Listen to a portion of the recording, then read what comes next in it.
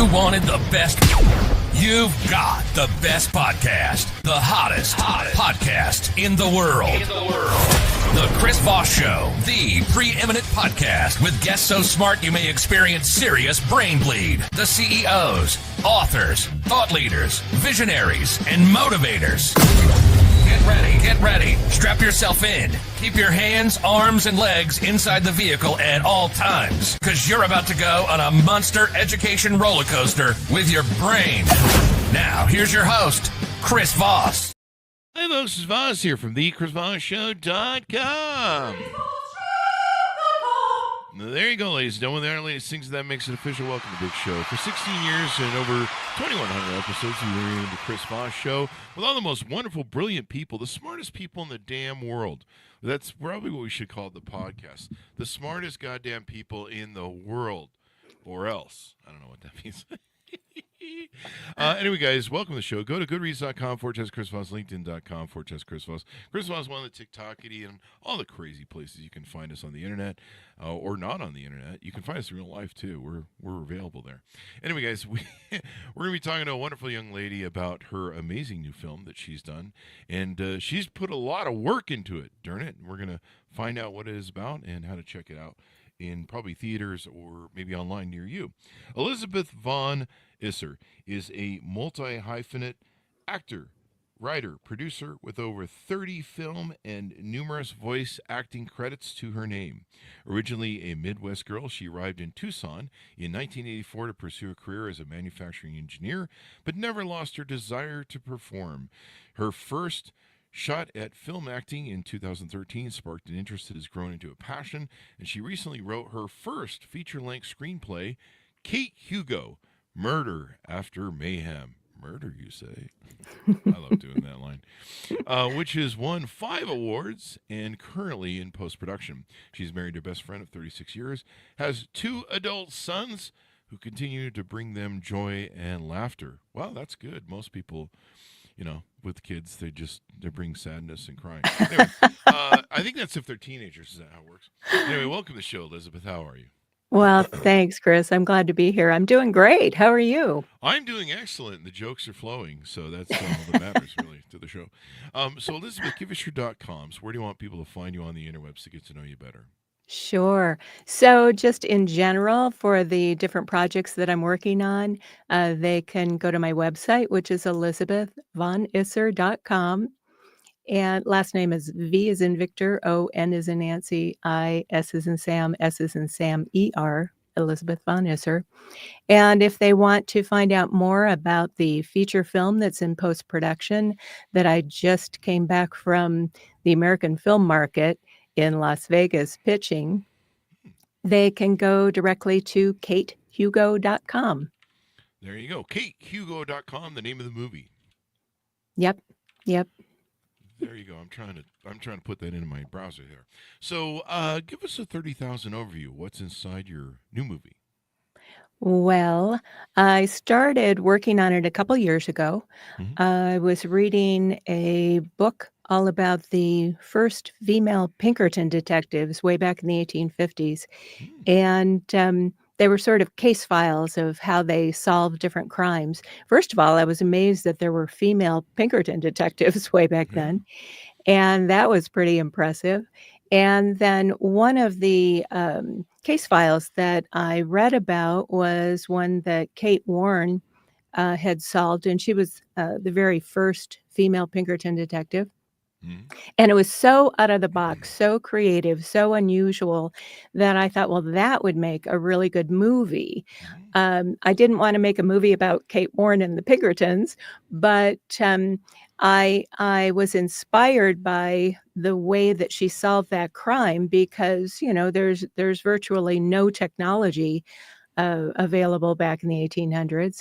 And so I started writing a story that is based in the near future after a cataclysmic geomagnetic storm, solar flare, which we do have frequently. And in this one, it sort of knocks technology out. It devastates the Earth's electromagnetic field. knocks out technology, kind of throws us back about 100 years technologically wise. So yeah, so that's how I started writing it, and the screenplay started winning some awards, and I had a writing um, sort of mentor, Rich Goldstein, who said, "You know what? This is a great story. I'd really like to direct it." Mhm. And we just went from there, Wow. step by step. And you starred in it as well. Yes, yes, There I you play go. Kate Hugo. Yeah. You know, See, that's the great thing about writing your own screenplay. I think Stallone did that. Sylvester Stallone, if you yeah, remember, he wrote the screenplay and well, everything, I guess, whatever yeah, for yeah, Rocky. And right. they were like, "We'll pay you the money if you don't appear in the show." And he's like, "No, I want to appear in the show. I don't. That's a horrible Stallone. No, Adrian, I want to be in the show. Wait, did I just do Arnold Schwarzenegger? All right, same people, really, when it comes down to it. Uh, One's what? Italian and one's got an overgrowth problem Yeah, there you of go. his pituitary gland. Um, I'm throwing shade at Arnold Schwarzenegger for no reason whatsoever this morning. He's gonna call me. Yeah, Um, poor Arnie. Poor Arnie. I'm sure he'll live. Him with those donkeys or what is it that he keeps in his house? He keeps donkeys or Oh, I llamas or think something. so. I Yeah, saw, yeah, I saw it's his hilarious. documentary. Yeah, It's pretty it's good. women get cats when they get old. Men get donkeys or alpacas or whatever. I don't know what they are. But Oh, he shares his plate of food with them, which is yeah, pretty. that's a little Yeah, odd. yeah. There you go. You should have him in your next movie, in Kate Hugo 2, the sequel. Uh, So you won lots of awards. Let me see if I can read them. A few here. International Film and Script Festival, New Lotus, 2024. International Film and Script Festival, Great Feature, Best Feature Script. I can't read the mhm. other one. It's really small print. Yeah, they're kind of small. Yeah, it doesn't Yeah. blow up well. Um, the Santa Barbara International Screenplay Awards in 2023 finalists, semifinalists for World's Fastest Screenplay Competition. There's a speed There round is. for They give out awards, I think, every month or two. Yeah. yeah, yeah. Yeah. I just write a short film then, and that way it'd be fast. I know some Well, and American. most people do, but apparently I'm crazy Yeah. and decided to just jump into the deep end and write a feature. It was to the point where I'm 65 now, Hmm. and the opportunities for a woman my age are really few and far between. Hmm. And so that's why I decided to write my own content.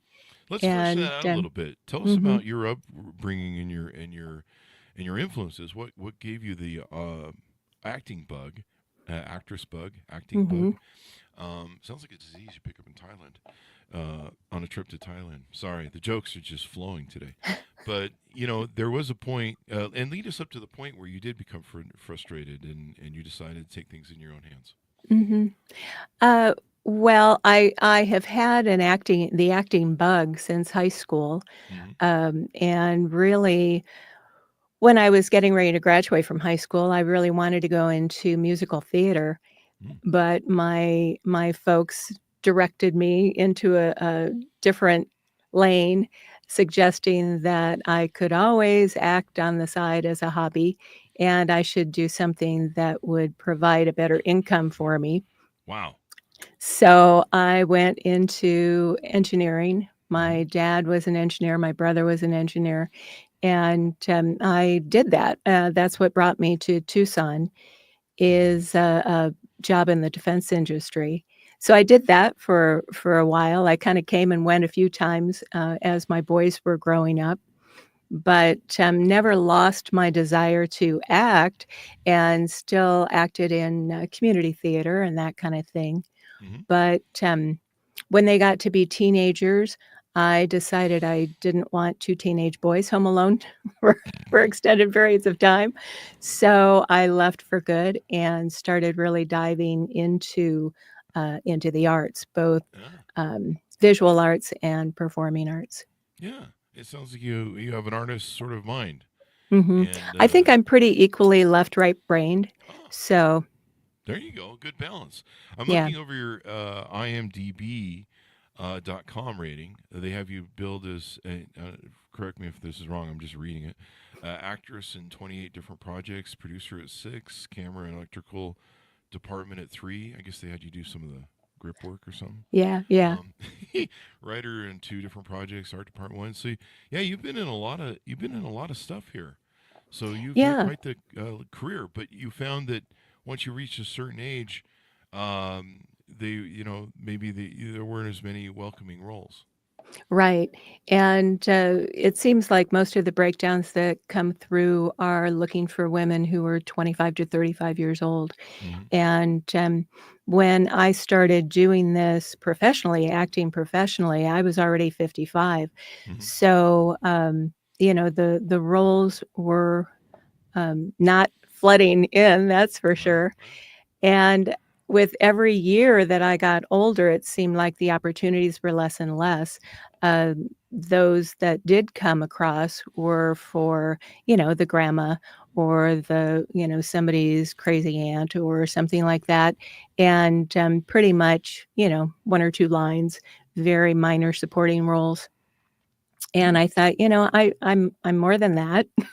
I I don't really fit the trope of the grandmother, silver-haired grandmother sitting in a rocking chair knitting. So, yeah, You so I you like finally d you're like throwing shade and shaming. well, I don't mean to do that. Are you are you shaming actresses that do that? No, I'm just teasing. No, I'm no, teasing. no, I'm there's teasing. definitely a We're just doing comedy on the show. That's right. there's definitely a need for that. I just thought that's not all there is. Yeah. And, As a Democrat, I'm a Democrat, so mhm, I don't want to do this joke. This is a joke, people, but I don't want to do this joke with people thinking, oh, he's implying something else. But as a Democrat, I know that Hollywood is largely woke and Democrat, I guess, for the most part. mhm. Did you try telling them that you identify as a much younger woman? It's a joke, people. Don't write Yeah, me. Don't I write me. identify as a 35-year-old Don't write woman. me. I do that now. I identify as a 35-year-old.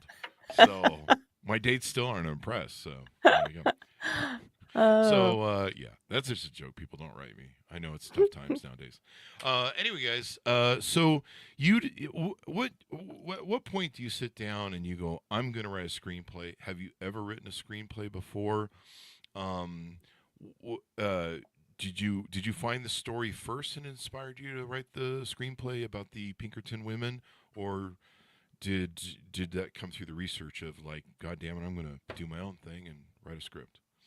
No, I was inspired, first of all, by that story, Mm, about the Pinkerton detective, mm, and, that was the spark that, I needed, I think, um, to start writing a story that would fit into today's world or, even slightly in the future, which is where the story takes place. mm. Um and, yeah, I just sort of felt my way. I had never written a screenplay before. Obviously, I've read a lot of Yeah. screenplays, Well, and, that's a good experience.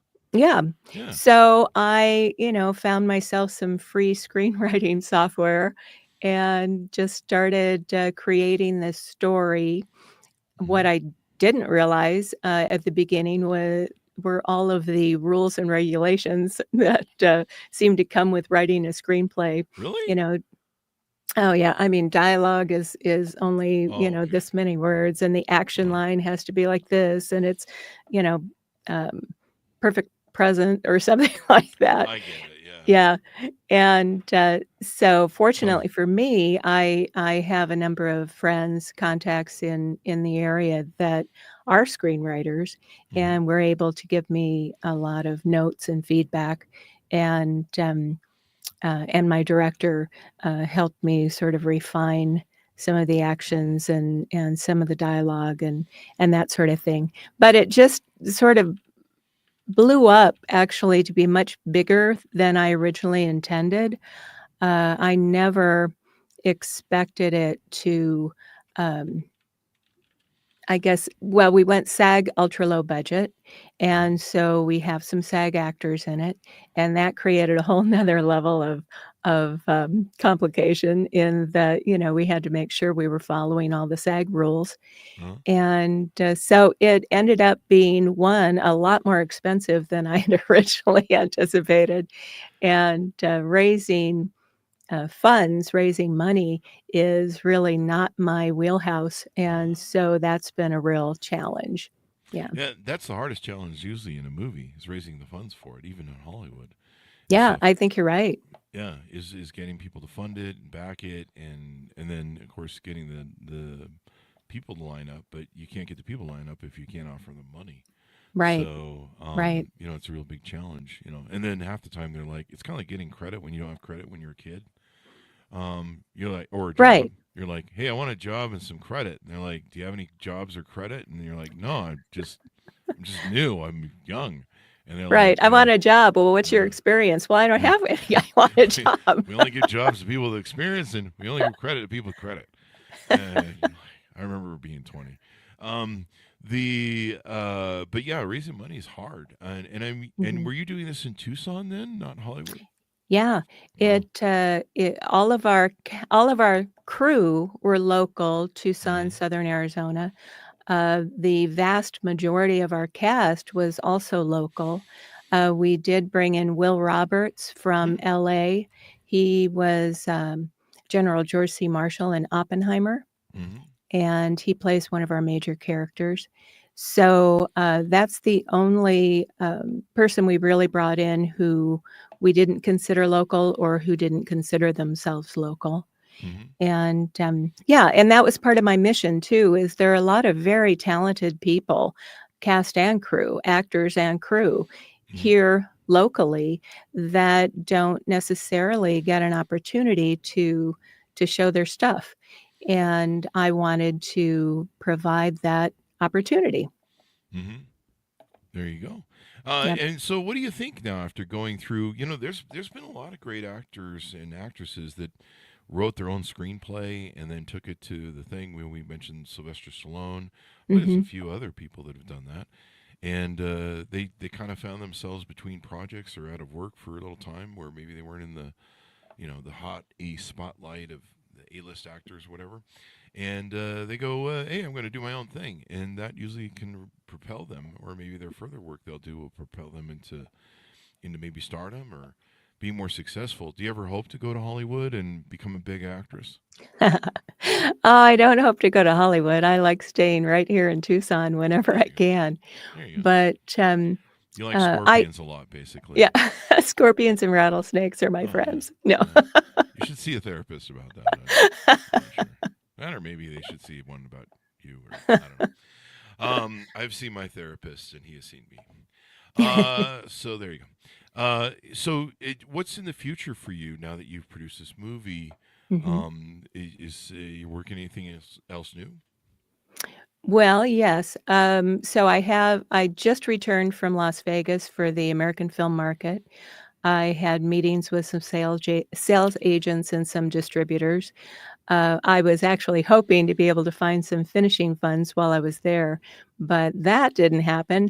Hmm. But I made some great contacts, and once we do finish up, I'll have contacts to go back to once I have a screener ready.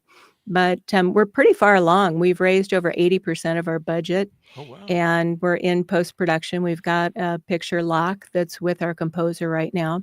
Hmm. So all that's really left is color grading, visual effects, audio mixing, that kind of thing. Wow. So hopefully we'll be able to actually finish up within the next, by early 2025.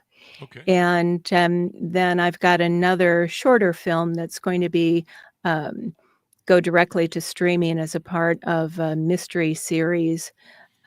We start filming that this Thursday, so in 2 days.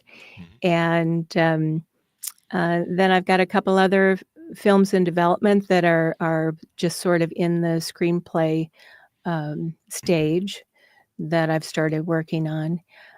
So for acting, I've got plenty of, irons in the fire and Yeah. wearing lots of hats. Yeah. You wear one Yeah. in the movie too. Yeah, I do. It's a really Yeah. cool hat. Yeah, it's a cool hat. It's one of those. Is that Australian hat? Is that what that is? No, I think it was like a park ranger hat Oh, or park a ranger hat. Yeah. something like that. But it's yeah, I think it's vintage from maybe the 40s or Yeah, it 50s. does look like. Yeah. Yeah. The people can check out the trailer online. There's a YouTube video of it. Yep. Are you? Do you guys have a distributor yet for it? Are you thinking about taking it to Sundance? Maybe. Oh, I doubt if we'll do any of the giant film festivals. Mm-hmm. We'd like to just take it directly to distribution if possible. We'd Mm-hmm. like to have a domestic theatrical release if possible Mm-hmm. that would move then into an international theatrical release and then go into streaming. So that's a big goal. But we want to remain optimistic. Yeah. I mean, Sundance is a great way to pick up a distributor. Yeah. You've seen so many movies, especially they were low budget. I Hmm. think what was the famous one that really came out of Sundance that was made for 30 grand? It was the horror film that was really scary in the woods, Oh, right, right, right. Yeah. and Oh, I can't think the of it thing off was the top of my head. terrifying. Not to mention, you wanted to throw up watching the screen rattle around. I was Right. like, what? Like I couldn't watch it. I was just like, I'm gonna puke. But some people could, and it was scary. I finally saw the end, and it was scary. I'm getting chills right now. But yeah, I mean, they made it for like 30 grand, Right. and it's not there's not a lot of acting in it really. It's just mostly just running through the woods, but and some other bit things. But yeah, it created a lot of suspense. It engaged a lot of people. It was a hit. Right. But streaming has offered so many opportunities, like Amazon, Netflix, Hmm. Disney. I don't. Yeah. I think Hulu Even produces some YouTube. stuff. YouTube Yeah. is developing its own TV Oh, channel and really? Tubi and yeah. Yeah. And Yeah. so there's so many opportunities for companies to pick up your films. Hmm. And this might be a great ongoing series, the Kate Hugo series. Well, Um, that's the idea, or that's the goal, is that this is the first movie, and that mhm. there would be sequels. Yeah. Yeah. And you know what? You may have thought of this. I would maybe incorporate it into a book. A lot of the people we have on the show that end up with screenplays, they write the book first, and then Hmm. it gets picked up by a screenplay, and they make a lot of money off the optioning. It's crazy because they get paid the option whether it goes to film or not. And sometimes it just gets sold all over in different options. You make all your money in options. Right. But it might make a great series. It might catch on with women if you create a women's group. I know a lot of movies today now target empowered women. So Hmm. maybe it's a great character for the future, and you can help drive the machine, the popularity or the interest in it with so many different formats of it. That sort of thing. Right, right. Yeah, I've heard that before, Yeah. and it's definitely something that's in the back of my mind. Yeah. Yeah. The what's his face tried to do that, make it into a series. The guy who does Yellowstone, Kevin Oh, Kevin Costner. Costner. Yeah, I Mhm. almost went with Kevin Bacon. That was way off. Wrong, Kevin. Footloose, Footloose meets Yellowstone, coming to you in 2025. The new Yellowstone fucking sequel, as if there wasn't enough. Yeah, already. But yeah, I mean, it's pretty good. What did you find compelling about the character, the way you designed the character? How did you identify with that character and find it compelling to not only you narrating it and telling the Mhm. story through your acting, but also just you as an actress? You know, what did you find fulfilling about it, or what did you find that it really captured the essence of you in the part? Well, one thing that I really wanted to explore was the strength and resilience of this woman. She she has some great tragedies in her life, but she continues to work. She continues to push ahead and overcome the obstacles that come her way. And I'm pretty proud of Kate Hugo and how her her character arc um, goes across the film. She learns to work better with other people. She doesn't start out very, very nice, and but she has a real growth over the film, which I really wanted to explore. Yeah, fleshing out the human nature and human qualities and different things we go through in cathartic moments as a human being. I mean, these are what makes stories great, you know. A Hmm. storytelling is done in so many different ways. I mean, film, TV, book, print, magazines. You know, people love stories. We love to collect stories in our life because that's how we learn. That's how we educate ourselves. Right. What about the film? Haven't we talked about that? Maybe we should tease out or throw out to get people more interested in it to check it out. Well, one of the things that's sort of a almost a side story a little bit is we do bring in kind of a supernatural element into it too after this murder occurs. And, the question becomes, you know, is the victim coming back from the dead to try and identify their killer, or does Kate Hugo have these eccentric methods of trying to solve a crime, or maybe it's a little of both. I don't know. So There you go. There you go. Well, it'd be exciting to see if this turns into maybe a series like Kevin Costner did with that new movie series he has, Horizon, I think it is. Um, yeah, I can't and remember. I don't know that it fared well in theaters, but Yeah. putting a movie out in kind of the format that Amazon uses, or where they do a series, it's Hmm. kind of an interesting way of doing it. Like I can't imagine going to a pre-planned Godfather, 2, 3, that was pre-planned, right? Hmm. In fact, Francis Ford Coppola didn't really want to do Godfather 2. I don't think he wanted to do the original Godfather. I don't know. I'll have to check. We've had a few people on the who've written books about the making of the Godfather, so go back and search that data. So give us your final thoughts as we go out, final pitch out, tell people where they can get to know you on the interwebs, et cetera, et cetera. You bet. So, in general, people can reach out to me through elizabethvonisser.com. They can find out more about the film, and even if they are led to help us finish it, Mm. they can make a tax-deductible donation through our fiscal Ah, sponsor right there on the website. And yeah, that's katehugo.com, and you'll find out you'll meet the cast. Um, I've done video interviews with the cast that you can find on some of the past newsletters. There's a mm, newsletter library, that kind of thing, some behind the scenes photos, and so it's full of all sorts of good information. there you go. And I was going to say, it's almost the end of the year, so you want to get in your charitable donations, right? There you go. For the end of the year, because you want to get those write-offs before taxes kick in, folks. So Yep. there you go. I know everyone does those last-minute end of the year things. We need to give away money, and, whatever's Give left it to over, me. give it to Elizabeth. And then if you have any left over, just you can go to buymeacoffee.com or whatever it is. There's something somewhere on that. Buymeacoffee.com forward says Chris Voss. Thank you very much, Elizabeth, for coming to the show. We really appreciate it. Oh, thanks, Chris. It was really a lot of fun to be here. Thank you. And check out her amazing work. And it's getting shifted on me. Kate Hugo, Murder After Mayhem, in theaters near you, or you catch it on streaming, or wherever fine productions are seen and sold. Seen and sold? Yeah, whatever. Anyway, guys, thanks for tuning in. Be good to each other. Stay safe. We'll see you next time.